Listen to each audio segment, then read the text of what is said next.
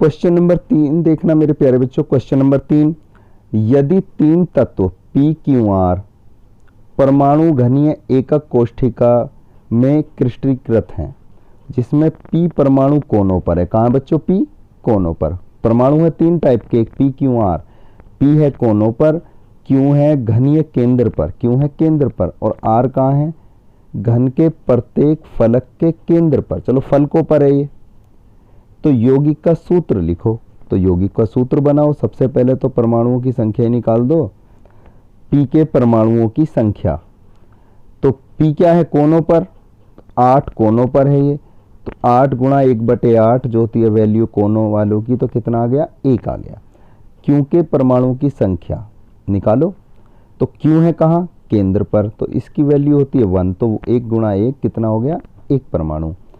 R कहाँ है बच्चों? ये है 6 फलकों पर, तो कितने पे? वो 6 फलकों पर। फलक पर जो होता है, फलकों पर कितनी वैल्यू होती है परमाणु की? 1/2, क्योंकि हाफ कट जाता है, हाफ बचता है। तो 2 एकम 2, 2 3 6, तो कितना आ गए बच्चों? 3 ये आ गए, 3 परमाणु। उसके बाद जो P Q R जो अनुपात आया वो आया 1:1:3, तो ये आ गया आपका अनुपात। इस तरीके से आपका जो यौगिक का सूत्र हुआ, क्या हुआ बच्चों?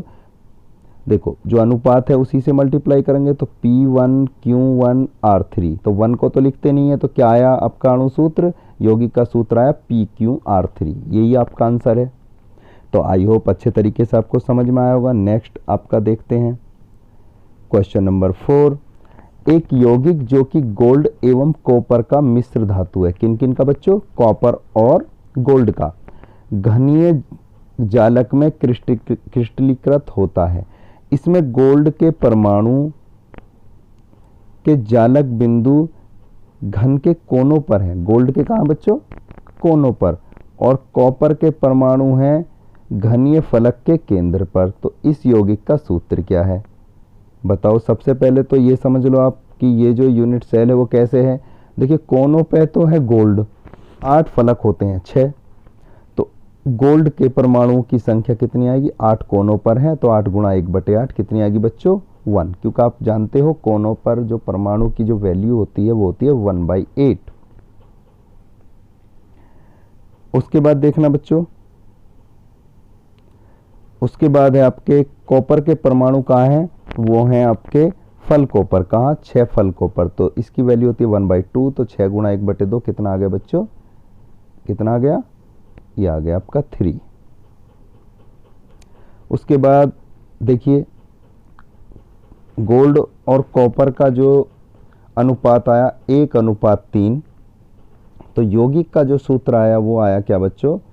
AuCu3।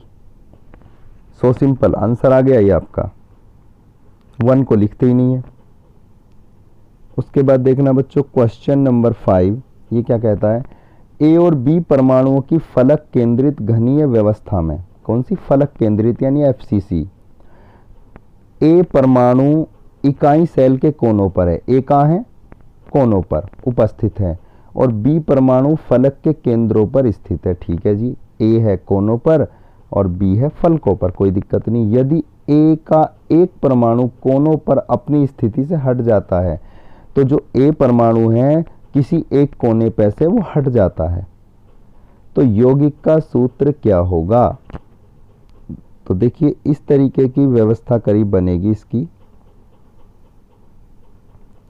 कैसी बनेगी बच्चों? देखना, तो ये ए कोनों पर लगे हुए हैं, बी फलकों पर, तो इस जगह पे एक परमाणु आपका हो गया गायब, ए का। तो कितने बचे अब? 8 कोने होते हैं, तो 7 कोनों पर भी परमाणु है। तो ए के परमाणुओं की संख्या कितनी होगी? 7 हैं कोनों पर, तो 7 गुणा 1/8, तो कितनी आ गई वैल्यू? 7/8 यानी 7/8। उसके बाद बी के परमाणु की संख्या वो कैसे निकालेंगे? वो होती है 6 फलकों पर, तो कोई दिक्कत ही नहीं है उसमें। तो क्या होगी बच्चों? 6 फलकों पर, तो 6 गुणा 1/2 इसकी वैल्यू होती है, तो कितना आ गया? 3। तो ए अनुपात बी कितना है बच्चों? 7/8 यानी 7/8:3। तो इसको सरल अनुपात बनाओ। तो ये जो आपका आ रहा है ना, ये हर जो आ रहा है 8, इसको हटाएंगे। तो इसको हटाने के लिए क्या करनी पड़ेगी? मल्टीप्लाई 8 की। तो पूरे में 8 की मल्टीप्लाई कर दो, तो कितना आ गया बच्चों? तो ये तो रह गया 7, क्योंकि 8 से 8 कट गया, क्योंकि 7/8 इंटू जब 8 की मल्टीप्लाई करेंगे तो 8 से 8 के ऐसे 7 ही तो बचा, तो ये बचा 7। लेकिन इस 3 में जब 8 की मल्टीप्लाई तो ये हो गया 24। तो क्या आ गया बच्चों, 7:24। तो इस तरीके से आपका जो यौगिक है इसका सूत्र कितना आया बच्चों, यौगिक का सूत्र आया, तो ए कितना है 7 और बी है कितना 24 आंसर। इस तरीके से हमारा ये यौगिक का सूत्र निकल गया।